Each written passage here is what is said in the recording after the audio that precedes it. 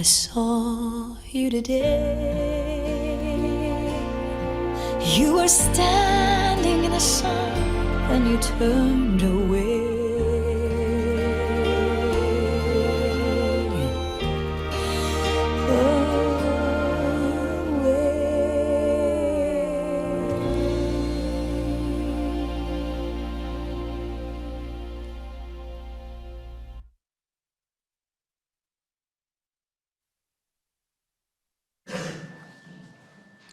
Good morning. I am Barbara Rohr, a longtime member of this church, and I'll be your worship associate this morning. Welcome to all of you who are here. It's good to see so many in the sanctuary. And welcome to those of you viewing us via Zoom or watching us on some future day. We are Heritage Universalist Unitarian Church, whereas our minister, the Reverend Bill Gupton, likes to say, the Universalist comes first. On this All Souls Sunday, that is especially true. If you are here for the first time, I extend a particularly warm welcome to you. We are glad to have you here. If you haven't signed our guest book in the back of the sanctuary when you came in, please do so at the end of the service. And if you're watching us via Zoom, please sign our virtual guest book. You will find the link in chat. John Sandman is our official greeter this morning. John is standing up in the back of the sanctuary. Hopefully you already met him briefly when you came in. He will be available after the service to answer any questions you may have. We are a vibrant community with many opportunities to engage with each other outside of Sunday mornings. You can read about these opportunities on the back of your order of service, or go to our website, huuc.net, and you can learn more. After today's service, we will have a time of fellowship in the Great Hall, which is just to the right as you step out of the sanctuary.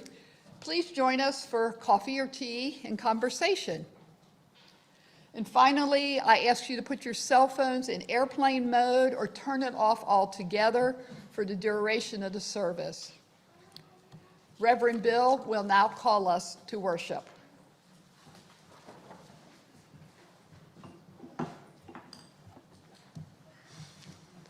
Our call to worship this All Souls Sunday is adapted from the Kentucky farmer, poet, and environmentalist Wendell Berry. It's familiar to many of you, I am sure. We clasp the hands of those who came before us and the hands of those who come after. We enter into the circle of each other's arms and the circle of lovers whose hands are joined in a dance. And we enter into the larger circle of all souls passing in and out of life, who each move and dance to a music so subtle and vast that no one may hear it except in fragments. This morning we come together to celebrate that dance, to remember our place in it, to lift up the names and honor the memories of all those who have moved to the music of this life, and in doing so have made their own music, which echoes still within our hearts. Come, let us worship together.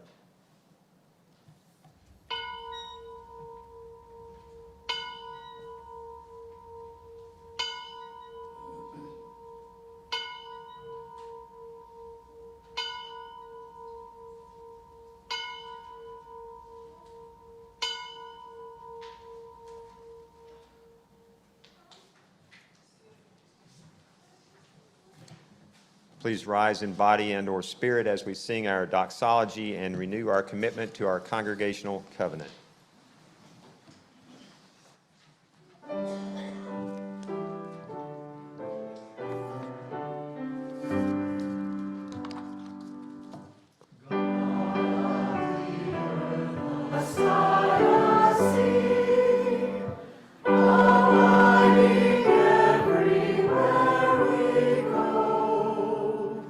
Creation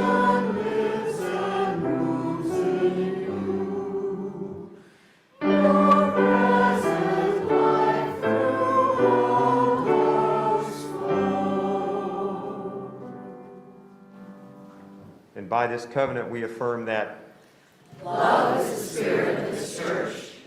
The quest for truth is its sacrament, and service is its prayer.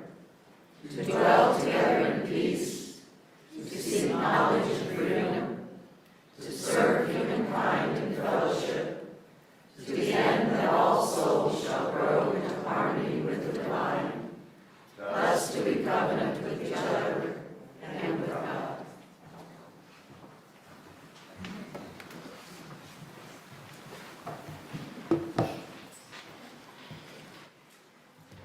Many of you here at Heritage might be familiar with the now classic, The Invisible Strings.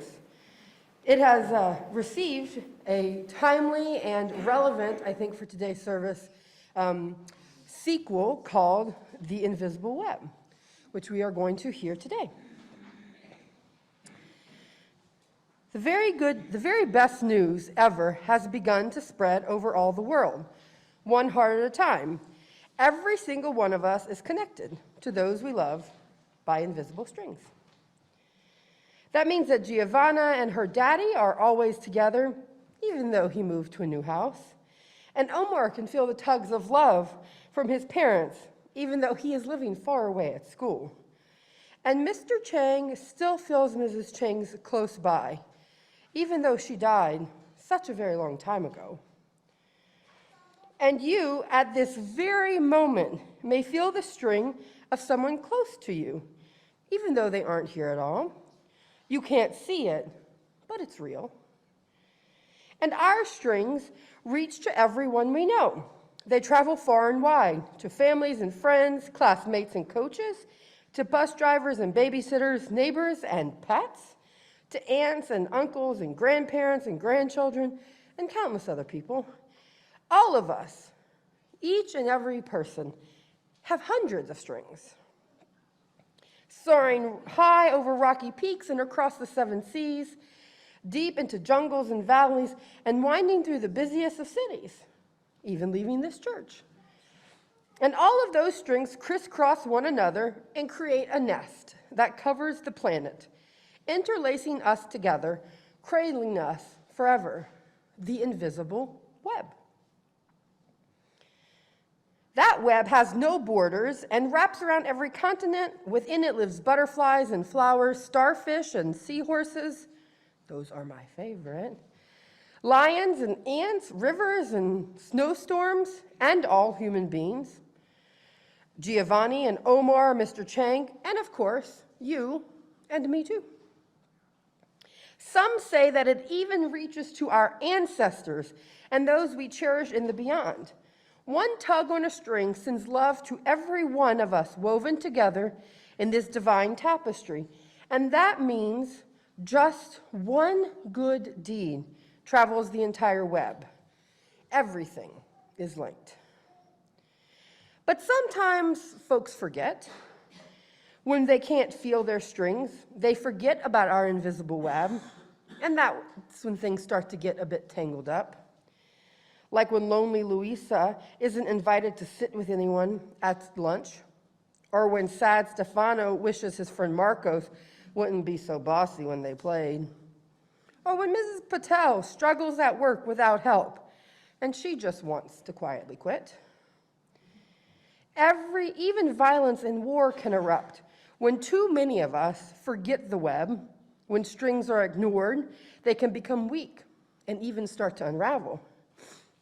But the more people care for the web, the stronger it remains. The web feels like every parent since the beginning of time, holding and protecting each of us in millions of gentle arms. What could be stronger than all of those hands holding us close? So many supportive fingers can always find a way to untangle the strings so that love can flow again. And it's up to every one of us to spread the word. Our time is right now. And as we tell our family and friends, sisters, we remind brothers who will write to cousins, who will call their grandparents or great-grandparents, who will just nod and smile as if they have always known. If we remember the web and tug at it often, no one will ever be left out. We will see others more clearly. And the people of the world will look into each other's eyes. They will smile at one another. And when even one of them cries, they will all want to help. And they do. Marcos apologizes to Stefano. Aren't we glad for that? And someone helps Mrs. Patel at work and tells her what a great job she's been doing, and she remembers that she is important, and she feels happy. And Louisa feels warm and bubbly inside when a few of the kids in class ask her to join them under the banyan tree for lunch. She knows right then that the invisible web is real. And after school, Louisa cries with joy as she strokes her cat, who purrs the news to the stars, and the stars whisper the secret to the clouds, who share it with the songbirds, who serenade the world with their exquisite melody of love at the start of each morning and all during the day, until, as the invisible web glitters in the magic of twilight, the owls take over and hoot the news throughout the night. The invisible web is alive, and its time is right now. It breathes as we breathe, pulsating all over the earth, the single heartbeat of life and love. And do you know what that makes all of us? One very big family. Thank you. Woo. And speaking of family, our children's recessional today is a little bit different. We're going to hear and see Michael Tacey, Les Tacey's son. Words and music will appear on your screen, so you're going to get to sing along with Michael as the kids and their teachers leave for their class and activities after the first course.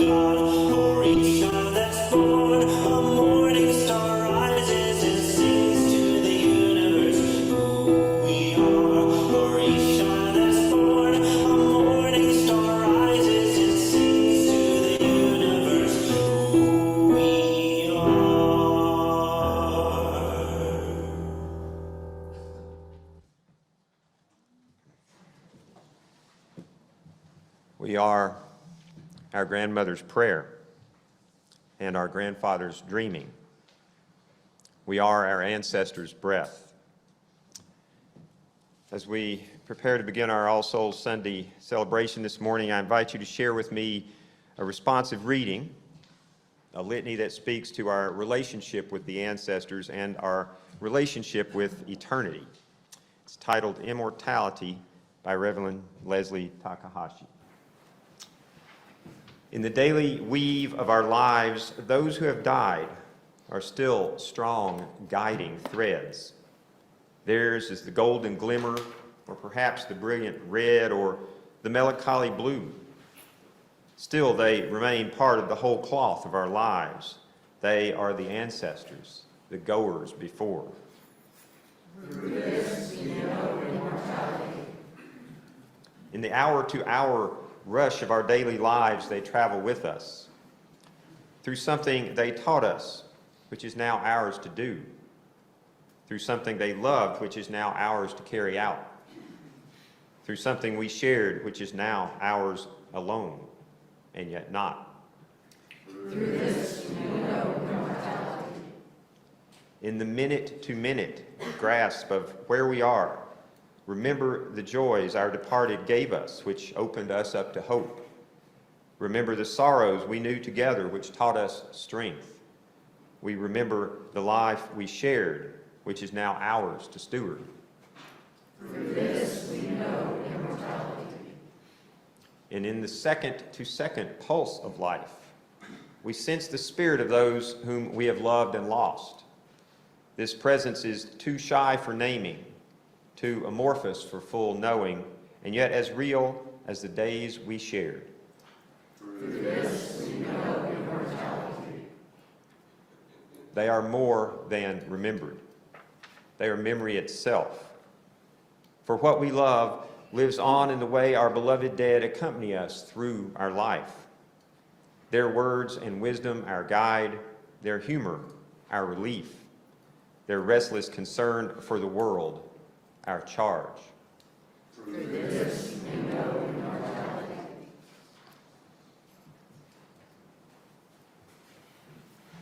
In a faith community such as ours, there are many ways we recognize and honor our connections to one another, to those whom we have loved, to the ebb and flow of this life we share. At Heritage, one such ritual is called Candles of Community.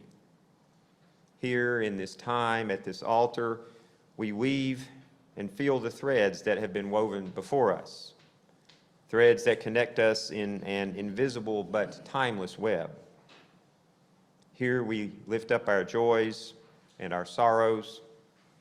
Here we feel the compassion that is the very embodiment of the love that is the spirit of our church.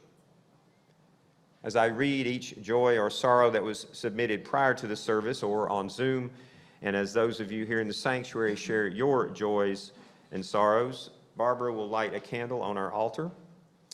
You're invited to hold that person or the person being lifted up by the speaker in your heart, that they may know the love and support of our interconnected web. Here are the candle requests that came in via email this week.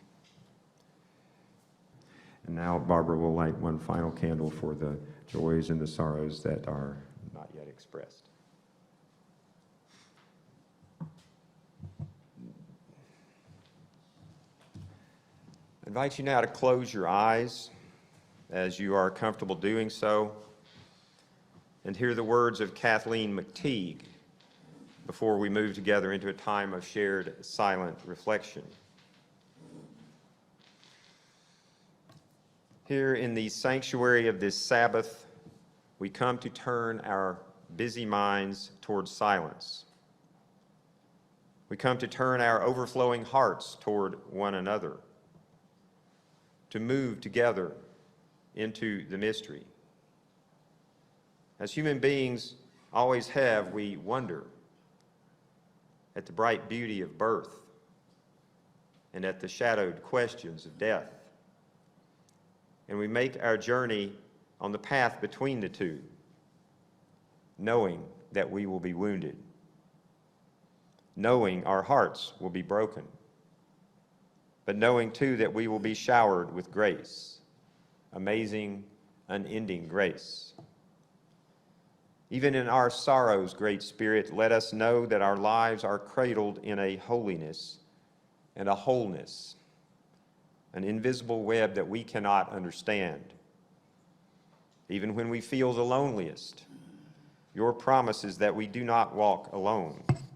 We are connected. And in this holy place where we have gathered, a holy space that now cuts across time and space, all of it made sacred by our covenant with you and with one another, we are held by the light the flame of a chalice, the flicker of a candle, the lamp of open hearts, the light of the universe made manifest in all those who journey and have journeyed with us.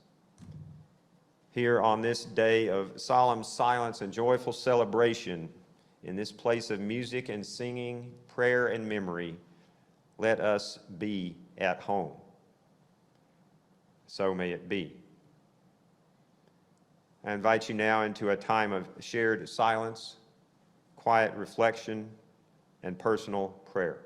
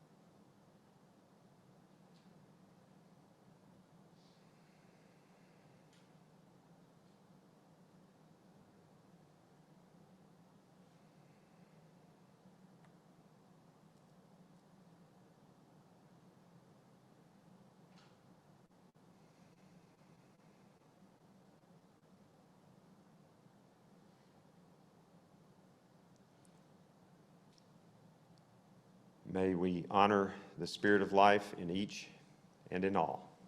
Amen.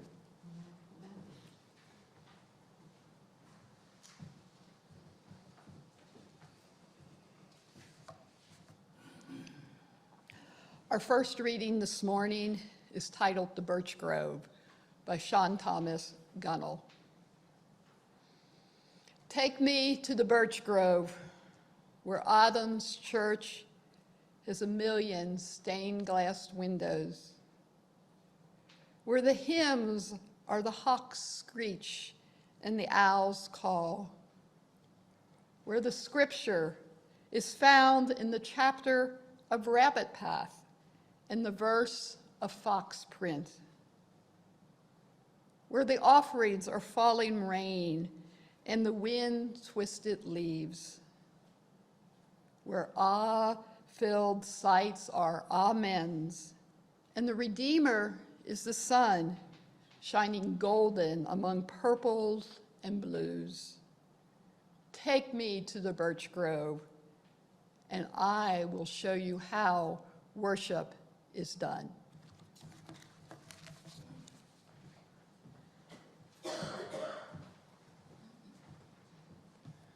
The second reading is a poem written by Talou Schuyler Quinn, a New York Times best-selling author who died last winter at the age of 42. She wrote these words shortly before her death as she pondered the mystery that lay ahead. They were read at her graveside memorial service when she was buried at Larkspur Natural Burial Ground just north of Nashville, Tennessee on February 20th. As I read them, I invite you, if you're comfortable, to close your eyes and to picture the images that Talou is painting for us in this poem and epitaph titled, Some of What It Might Be Like. It might be that I'm a waxy leaf rushing downstream, following the curve of the water, flipping, tumbling, somersaulting down the watershed.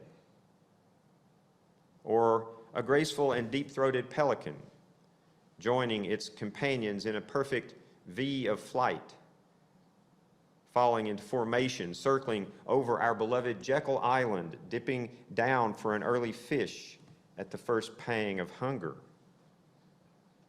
Or maybe I will be cosmic, a ball of light, a star in the night sky, obvious and out loud, wayfinding, unapologetic, shooting. Or maybe I will be a song, golden words rolling off someone's tongue, a tune anyone can hum. Or maybe I will be the ear who hears it. Or a sturdy stick, hewn by nature, the height of a man, found in the forest by some hiker needing a third leg for support. Not precious, but perfect. Or some tenacious perennial herb, comfrey maybe, driving its deep taproot into the soil, devoting my energy to make a flush of new dark leaves and purple blossoms, medicine for the earth. Or a crop of corn, an old heirloom maize that has been saved and planted for centuries by all my relations, dense nutrition for a whole community, and there's always enough. Or maybe I will be a box turtle, lounging on a log to get as much of that hot sun as possible, patient to get my fill of heat and content to go slow, content with only what I need and nothing more. Or a feathery asparagus patch, spears pushing up stronger and thicker year after year, outrageous green beauty, order beneath chaos. Or maybe I will be the forest floor, sweet, damp, constantly renewing itself through death and decomposition. May we become all of this and more. May we become all of this and more, she concludes. That is her benediction, her final words to us all. May we become all of this and more. Since the middle of October, I've had the great blessing, and it is a great blessing, to participate in the loving burial of two people at Heritage Acres Memorial Sanctuary.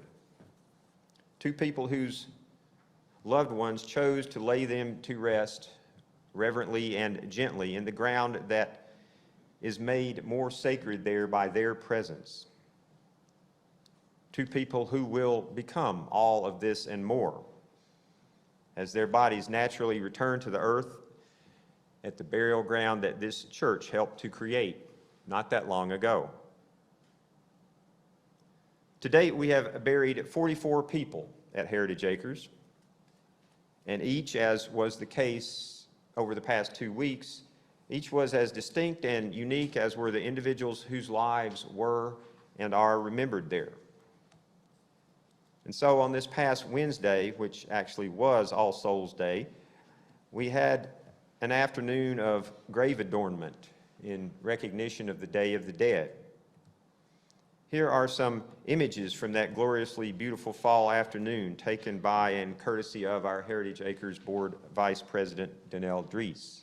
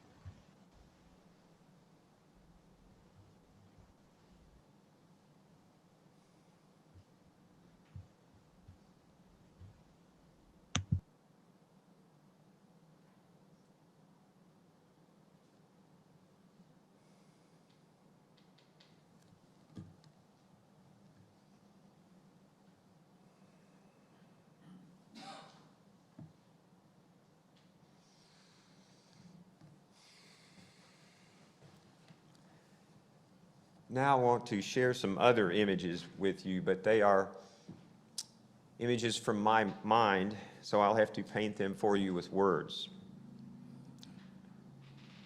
It is a brisk fall afternoon, not a cloud in the sky. The smell of burning sage is in the air. About 24 women, all of them in their 50s and 60s, are dancing around a grave, their dear friend's grave, laughing and crying as they dance, telling stories, sharing memories, cussing like sailors, much to the amazement of the funeral director, chanting, hugging one another, shaking up bottles of champagne and spraying it all over their friend's shrouded body. Does it sound irreverent? It wasn't. Instead, it was absolutely perfect. Perfect for them and perfect for their friend. It was exactly what they needed and what she had wanted, and therefore it's what was appropriate, again, for them and to honor their friend's memory. There are lots of stories like that out at Heritage Acres. Here's another. It's a week later. A young woman who's just 2 months older than my son is being laid to rest in a grave that her young husband helped to dig the previous afternoon. There are tears, lots of tears. There are prayers. There are quotes from Scripture and promises of heaven and resurrection. And there are the woman's parents kneeling on the ground beside the grave. There's her husband taking a shovelful of dirt he had just removed from the earth the day before, and slowly pouring it onto his wife's woven seagrass coffin. And then there's a child, no more than 10, grabbing a small shovel and doing the same. Others join in, and in no time, the grave is filled and mounded. Other children put flowers on top of the mound, and everyone, again, a couple of dozen loved ones, stays for a long time, standing, sitting, at first quiet, then talking, praying, consoling. And many of them come back later that same afternoon with others who had been unable to attend the burial because of work. Some come back again the next day and the next, a pilgrimage of sorts, and it is beautiful to behold, beautiful and heartbreaking. Those are just 2 stories from the past month at Heritage Acres. There's so many others I could share. I remember church member Dan Van Antwerp and his wife Barbara. And I remember Dan at Barbara's grave last winter. I remember Bob Booth and many of you as well gathered around Connie's grave back in the height of the pandemic. Many of us wearing masks even though we were outdoors, and Connie's gourd urn on an antique table next to what was the very first grave that we ever dug at Heritage Acres. At the grave adornment on Wednesday that you saw some pictures from, Lynn Lefebvre asked me how many Heritage members are buried at Heritage Acres now. In all, there are 9. Lynn's husband, Kent, and Connie Booth, Peg Fetter, Sam Fetter, Dennis O'Keefe, Nancy Ott, Chet Nalipa, Dave Sofji, and Barbara Van Antwerp. I remember having to break through a layer of rock to finish digging the cremation grave for Dennis, deep in the woods overlooking 9 Mile Creek.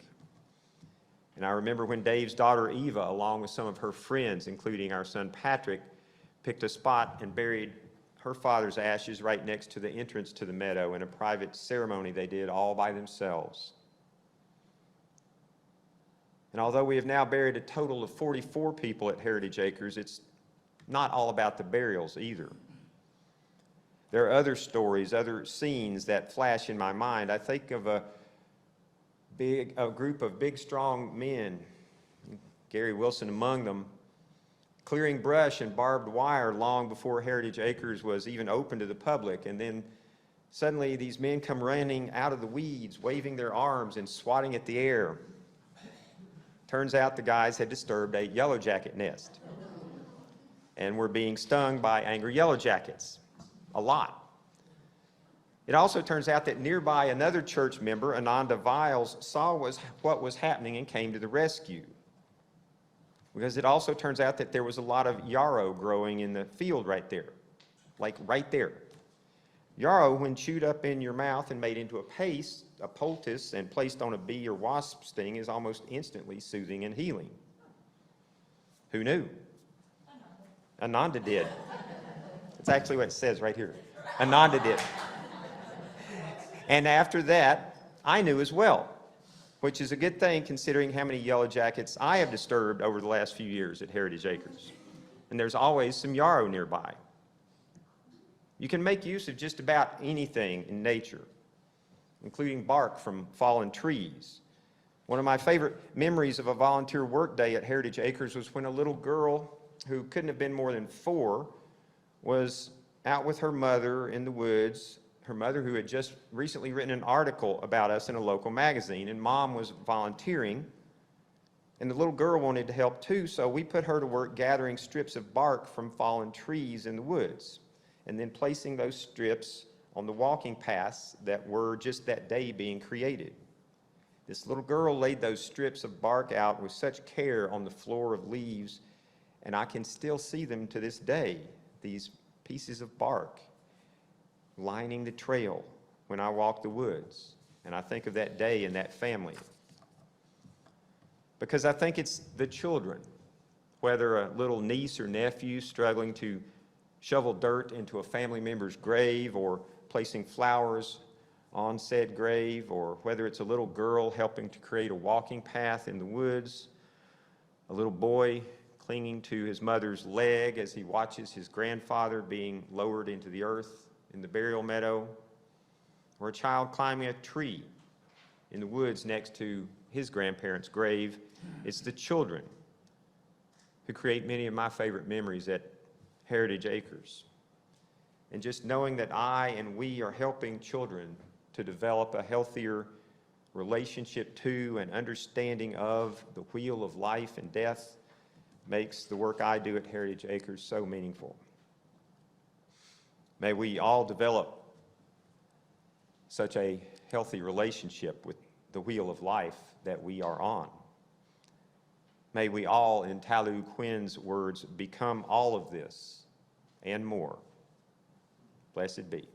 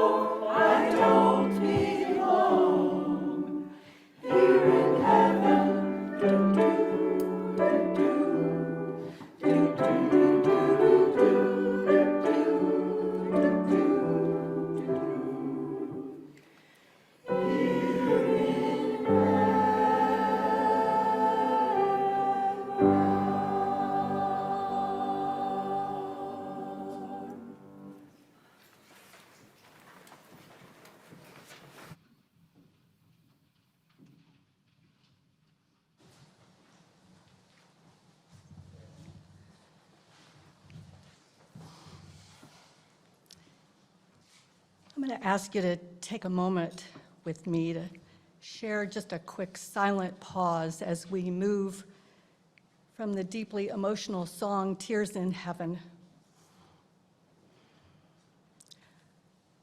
I hope hearing the choir's beautiful rendition touched you as much as it did us singing it. That song takes me back, and not just to the early 90s, when it was written by Eric Clapton as he grieved the loss of his son taken from him at the early age of 4 in a tragic accident. It also takes me back to when my own daughter, Laura, was 5 and needed open heart surgery to repair several congenital heart defects that were threatening to cut her life short. You know, it's these huge events in our lives that make the desire to be part of a warm, loving community like this one so intensely felt, and the knowledge that we are all here for each other so intensely appreciated. Our community has also continued to reach out in many ways beyond ourselves and our walls over the years. One of the strongest efforts began several years ago when Reverend Bill began talking about green burial to us and to, well, anyone who would listen, I think. As soon as I heard him speak about green burial, I knew it resonated deeply with my beliefs about death, the environment, and family. Les and I joined Bill and others from our church and the Cincinnati area in turning this dream into a reality. We became members of the Founders Circle by helping to provide seed money to purchase property once it was found. And Heritage Acres Memorial Sanctuary, located about 15 to 20 minutes southeast of the church, is the reality of Bill's initial dream and the result of many hands and hearts working together. I feel so incredibly lucky to be connected to this land, which is the only all-natural burial sanctuary and nature preserve in the tri-state area. You know, every time I'm at Heritage Acres, a sense of peacefulness comes over me. There's something so magical yet grounding about the land and the energy it holds and that it shares with us. It fills my need to feel connected with the earth and all the wonders of nature. Among these beautiful 40 acres, there are precious grave sites to visit, trails to hike, flowers, bees, butterflies, yellow jackets, and trees to enjoy as I walk across the rolling meadows and through the woods. There's even a beautiful waterfall on the creek that runs along one boundary line in the woods. And when my life comes to an end, you'll find my grave marked with a simple engraved stone in a spot just off the edge of the woods, nearing the gathering area called Nobis Corner. I love the idea of my body returning to the earth and nourishing its future. Our offering each week goes outside our walls to support vitally important causes. This week, it goes toward nourishing the financial health of Heritage Acres Memorial Sanctuary. And I hope you'll join me in supporting this sacred place by placing heartfelt blessings and whatever monetary gifts you're able and willing to contribute in the plates the ushers will pass. The morning's offering will now be taken.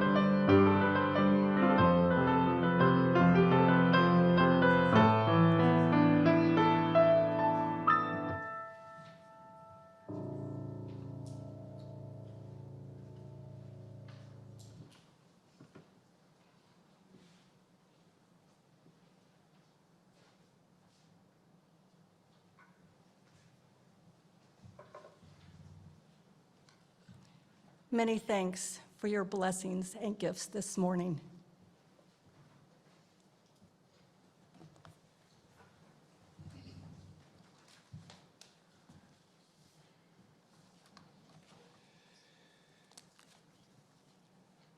Each year on the first Sunday in November, we celebrate All Souls Sunday, a sacred and solemn occasion for remembering our ancestors, remembering those who have gone before, and in particular for lifting up and remembering those whom we have loved and who have left this life during the past 12 months.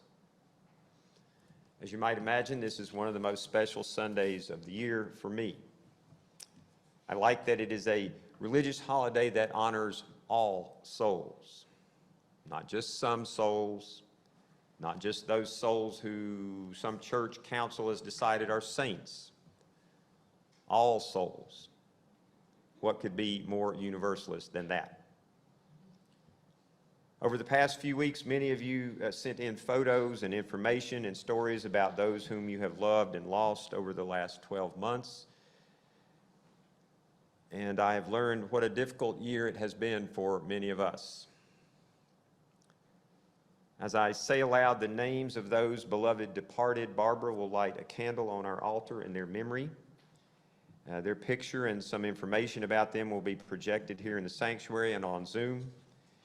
If there are others whose names were not turned in ahead of time whom you wish to memorialize this All Souls Sunday, you will have an opportunity to do that, to say their names aloud here in the sanctuary or type their names into the chat in just a moment, and a candle will be lit for them as well. Here now are the loved ones who in the past year have completed their journey in this life and have gone ahead of us, moving into that great mystery which we cannot fully understand, that invisible web that forever holds us and still connects us.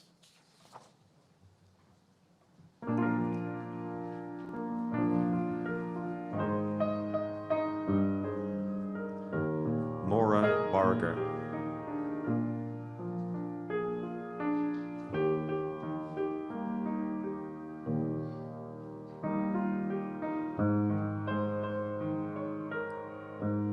Bob Connolly.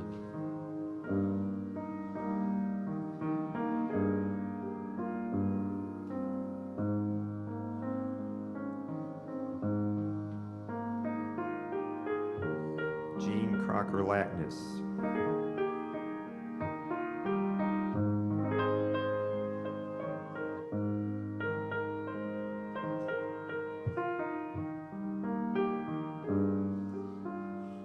Jim Crocker Lackness.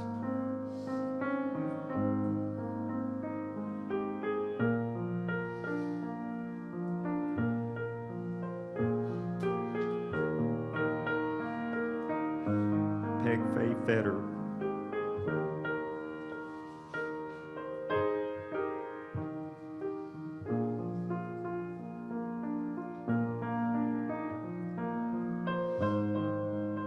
Virginia Fraley.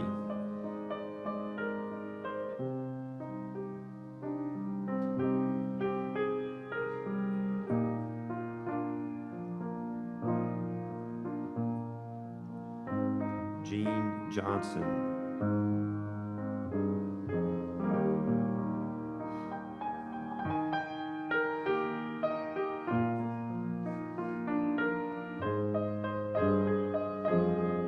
Stephanie Catherine Kennedy.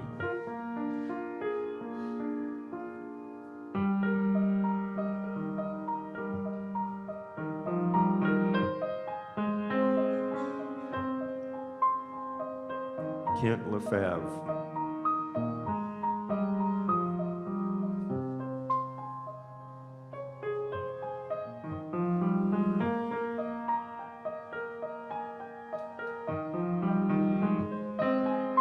Antone Lochner.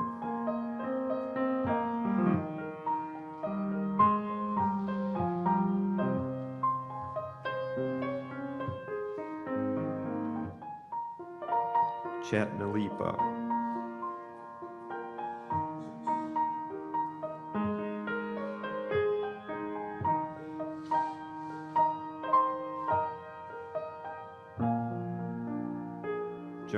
Neiman.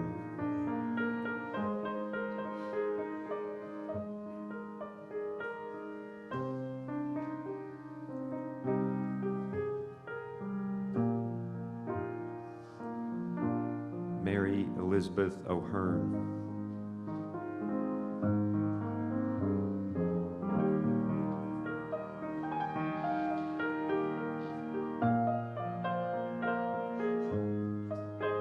Debbie Wade Palmisano.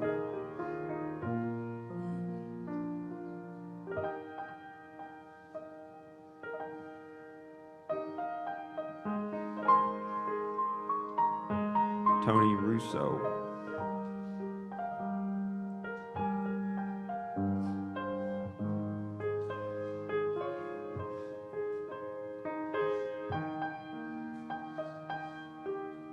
Bill Small.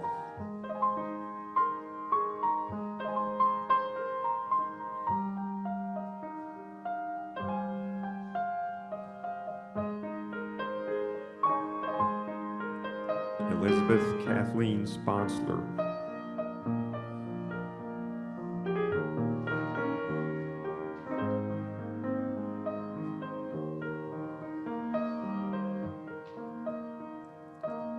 Mary Stanton.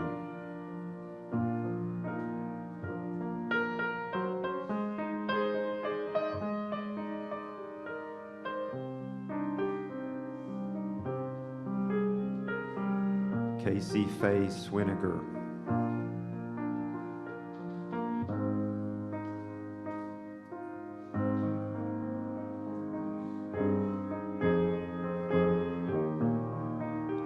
And Barbara Van Antwerp.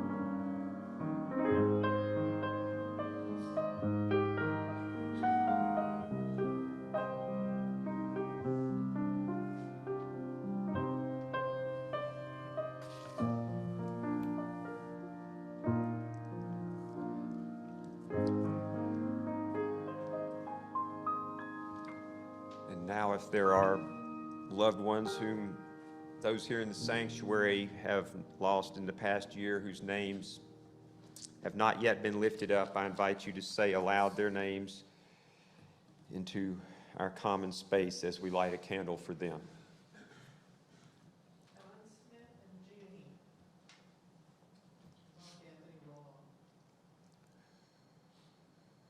Don Smith, Stephanie Hetzel and Sue Blaylock. Drew Renner. Lee Fallsgrave.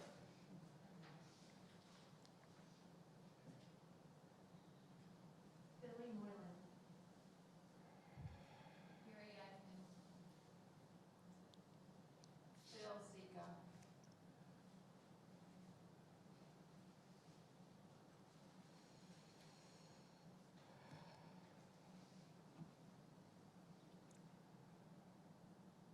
Are there names on Zoom?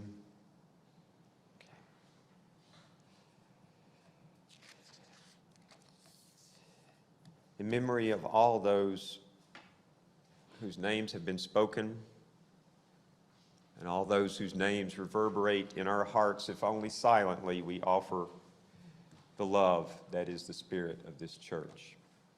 Amen.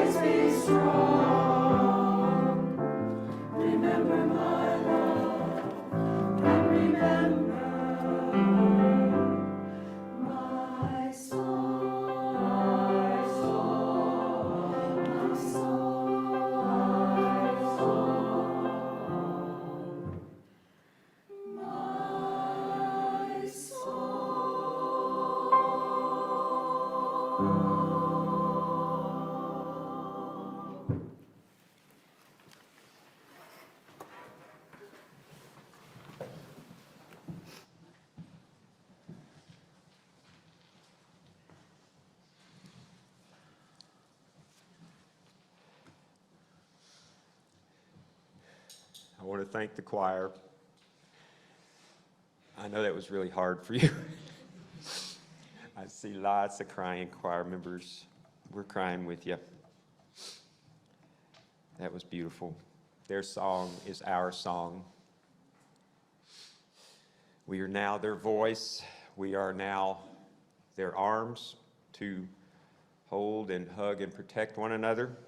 We are now their hands to build a better world for their and for our descendants. This is what it means to dance in the circle of life. This is what it means to be human. To know that those we love will die and that we will die. That all souls must return from whence they came. And at the same time to live with passion and beauty, to sing like you guys just did, with passion and beauty in the days that we have together. Let us do it for them and for those who will follow us. May it be so. Ashe and amen. Now is the time for our benediction, a time to touch, to connect with one another, and to be reminded that we are all held, all connected, all part of an invisible and interdependent web. So as we say our final words today, if you are not with another person at this moment, if you're on Zoom or watching it sometime in the future, just close your eyes and feel that invisible web. But if there is someone near you, including here in the sanctuary, you may begin lining up around the walls here. If there is someone near you, reach out and hold their hand as we make our circle for this morning's benediction, a circle that again represents the circle of life of which we are a part.